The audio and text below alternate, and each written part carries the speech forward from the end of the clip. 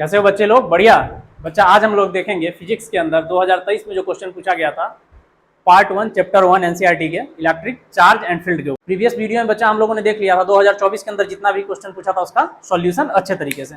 तो इसमें क्या था बच्चा, टोटल कितना क्वेश्चन आया था? टोटल 6 क्वेश्चन आया था। ठीक है, 5 क्वेश्चन जो था वो 1 मार्क्स का था एंड 1 क्वेश्चन जो था वो 2 मार्क्स का था। देन टोटल आपका 7 मार्क्स का क्वेश्चन पूछा गया था 2023 के अंदर। हम लोग को यहाँ पे बच्चा ये देखना है कि अगर आपने 10 लेक्चर जो भी मैंने कराया है इस सीरीज में उसको अगर आप अच्छे से देख लेते हो तो ये कितना इजी होने वाला है चैप्टर आपके लिए। तो सबसे पहला क्वेश्चन पढ़िए बच्चा, क्या पूछ रहा है? The total electric flux coming out from stationary positive charge in air is.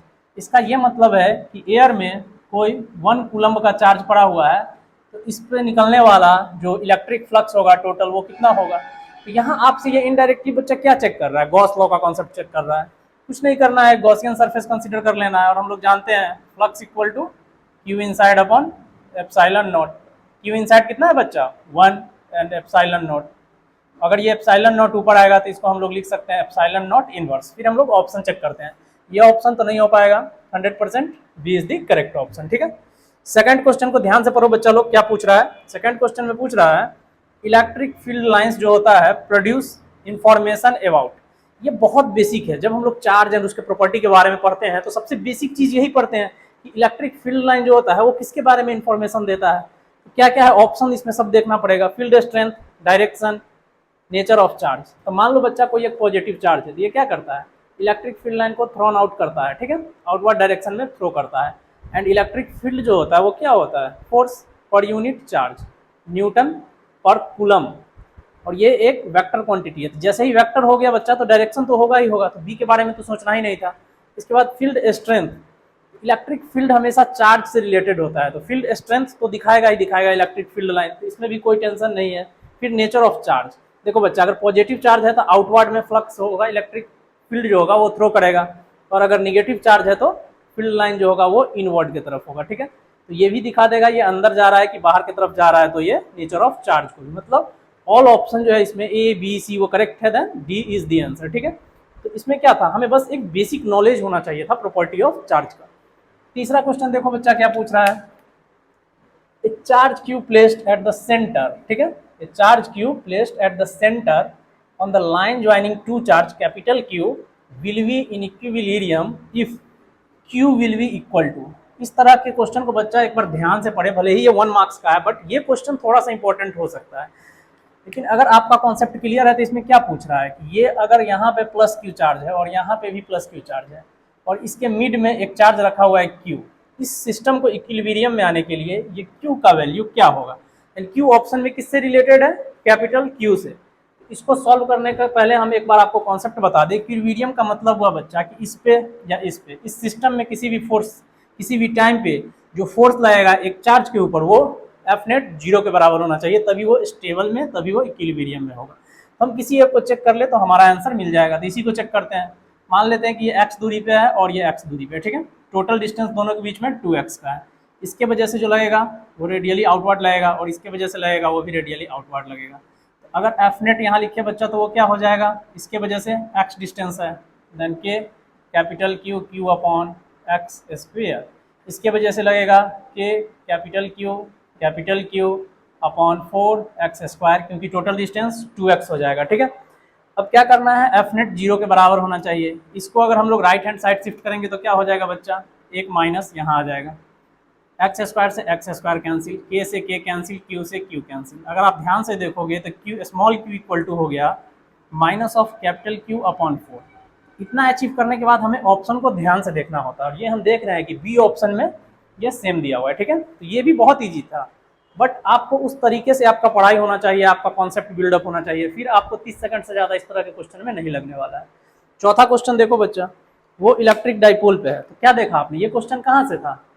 Gauss law से। ये क्वेश्चन कहाँ से था? बेसिक प्रॉपर्टी ऑफ चार्ज पढ़ते हैं वहाँ से। ये क्वेश्चन कहाँ से था? ये क्वेश्चन आपका है इक्विलिब्रियम स्टेट, मतलब फोर्स है, दो फोर्स को हम लोग कैसे इक्विलिब्रियम में सेट करते हैं चीज़ों को, उस पर नॉर्मल मतलब फोर्स एंड फील्ड पे था। एंड ये किस पे है? ये है आपका डाइपोल मोमेंट को जब हम एक यूनिफॉर्म इलेक्ट्रिक फील्ड में डालेंगे तो उस पर क्या क्या रिजल्ट आता है उसके लिए है। तो ध्यान से पढ़े इस क्वेश्चन को, ये थोड़ा सा इंपॉर्टेंट है, 4th नंबर क्वेश्चन। ठीक है, what is the angle between the electric dipole moment, मतलब electric dipole moment and the electric field strength E, and electric field strength E the dipole is in stable equilibrium. जब dipole जो हो, अगर बड़ा question है बच्चा तो एक बार शॉर्ट में लिख लो कि इन्फॉर्मेशन क्या दिया गया है और हमसे क्या पूछ रहा है। ये क्या होगा कि एग्जाम में हड़बड़ी होता है तो हम क्वेश्चन को बार बार पढ़ते रहते हैं और कुछ चीज़ें मिस आउट हो जाती है जिसके कारण हम गलत कर बैठते हैं। ठीक है, तो हमें क्या देखना है, इस दोनों के बीच में एंगल देखना है, कब, उसका क्या कंडीशन है। कंडीशन ये है कि जब डाइपोल एक स्टेबल इक्विलिब्रियम फॉर्म कर रहा हो।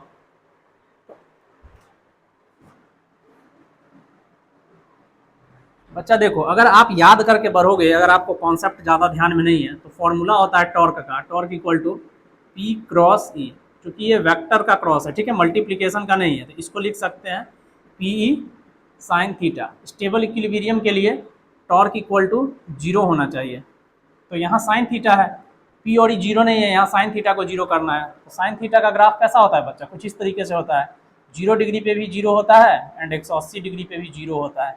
तो टॉर्क 0 करने के लिए दो कंडीशन हो गया, या तो थीटा 0 डिग्री हो जाए या 180 डिग्री हो जाए। बट आप ऐसे सोचोगे बच्चा तो आपको एक कन्फ्यूजन आएगा, क्या क्वेश्चन में 0 डिग्री भी है एंड पाई भी है, मतलब 180 डिग्री भी है, तो स्टेबल इक्विलिब्रियम के लिए हम कौन सा टिक करेंगे। तो यहाँ पे थोड़ा सा अगर आप अच्छा कॉन्सेप्ट बिल्डअप करके पढ़ाई किए हो तो वो काम देगा। तो जब हम लेक्चर में पढ़े थे, आप प्रीवियस लेक्चर रिवीजन कीजिए बच्चा, तो मान लेते हैं कि ये एक स्टेबल यूनिफॉर्म इक्विलिब्रियम है, इलेक्ट्रिक फील्ड है, ठीक है, ये इलेक्ट्रिक फील्ड है, stable uniform electric field lines है। इसमें एक डाइपोल रखा हुआ है, जब डाइपोल का पॉजिटिव एंड निगेटिव चार्ज खुद को कुछ इस तरीके से स्टेबल कर ले, अलाइन कर ले इलेक्ट्रिक फील्ड लाइन में, इस टाइम पे क्या होता है, थीटा होता है बच्चा 0 डिग्री, और जब ये positive and negative opposite direction में सेट कर ले तो ये भी एक इक्विलिब्रियम कंडीशन है, बट इसको बोलते हैं अनस्टेबल इक्विलिब्रियम। और आप देखोगे बच्चा ई यहाँ है, ठीक है, एंड डाइपोल मोमेंट ये है, तो अगर दो पैरेलल लाइन सेम डायरेक्शन में होता है देन थीटा कितना होता है 0 डिग्री, और ये स्टेबल इक्विलिब्रियम का केस है, so the answer is 0 degree. But यहाँ पे आप देखो पॉजिटिव यहाँ है, ठीक है, और डाइपोल मोमेंट अगर वैसे भी देखो तो ये डायरेक्शन है, इलेक्ट्रिक फील्ड का अपोजिट डायरेक्शन है, और हमें पता है कि दो वेक्टर जब अपोजिट डायरेक्शन में होता है तो थीटा कितना होता है 180 डिग्री। तो यही रीजन है बच्चा यहाँ पे कि हम लोग 180 डिग्री को नहीं लेंगे, 0 डिग्री को लेंगे। तो अगर हमारा कॉन्सेप्ट बिल्डअप अच्छा होता, ये 10 सेकंड भी नहीं लगता और 0 मार्क करके आगे हम बढ़ जाते। अब इसमें दो क्वेश्चन बच्चा और बच गया है, वो भी देख लेते हैं। बच्चा लोग देखो, 5th क्वेश्चन ये है, क्या पूछ रहा है, which of the following physical quantity is a vector. Flux कभी वेक्टर क्वांटिटी हो ही नहीं सकता है, इलेक्ट्रिक पोटेंशियल वेक्टर क्वांटिटी है ही नहीं, electric potential energy vector quantity नहीं है, तो बस ये बच गया इलेक्ट्रिक इंटेंसिटी। ये क्या है, इलेक्ट्रिक फील्ड इंटेंसिटी, ये क्लियरली हमें पता है कि एक वेक्टर क्वांटिटी है, ठीक है। तो ये था बच्चा लोग 1 मार्क्स का 5 क्वेश्चन। अब हमें देखना है कि 2 मार्क्स में बस एक क्वेश्चन पूछा गया था, और वो भी बहुत बेसिक क्वेश्चन है कि एक स्फीयर दिया हुआ है जिसका कि रेडियस 5 सेंटीमीटर है, ठीक है।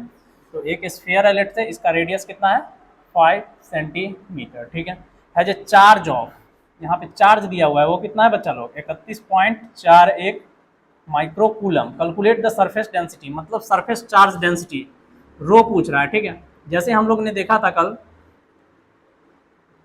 लास्ट लेक्चर में, लास्ट टू लास्ट लेक्चर में, जो लास्ट लेक्चर है थ्योरी का, कि अगर ये लीनियर चार्ज डेंसिटी है देन क्या होता है चार्ज पर यूनिट लेंथ। उसी तरीके से अगर सरफेस चार्ज डेंसिटी पता करना हो तो ये नॉर्मली आपका इस चैप्टर का कॉन्सेप्ट भी नहीं है, ये फिजिक्स का बहुत बेसिक कॉन्सेप्ट है बच्चा, जो आपको एकदम समझ होना ही चाहिए कि अगर सरफेस चार्ज डेंसिटी है then charge per unit area, अगर वॉल्यूम चार्ज डेंसिटी है then charge per unit volume. ये निकालते हैं क्योंकि हमें बहुत सारा न्यूमेरिकल इसके हेल्प से एंड बहुत सारे डेरिवेशन को सॉल्व करना पड़ता है।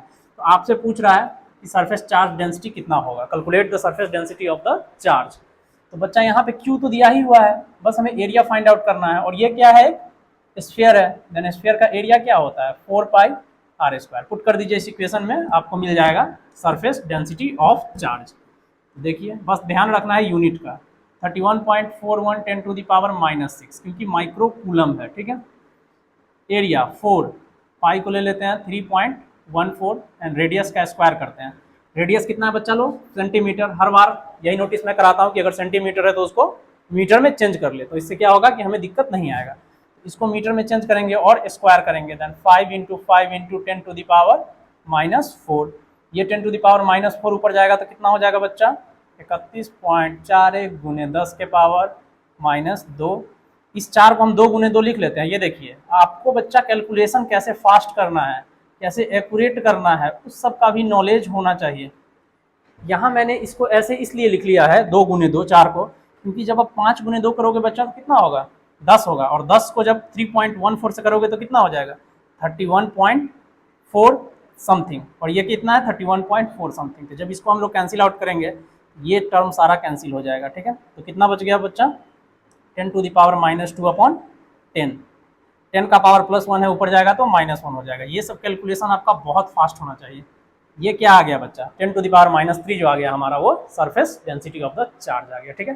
तो इसमें क्या था बच्चा, इसमें बस कैलकुलेशन था, कुछ भी इसमें याद करने का थ्योरी या कॉन्सेप्ट ये कुछ भी नहीं था। 7 मार्क्स पूछा गया था, आप थोड़ा सा ढंग से अच्छे से चैप्टर को पढ़ लेते तो आप 7 आउट ऑफ 7 करेक्ट कर देते, ठीक है।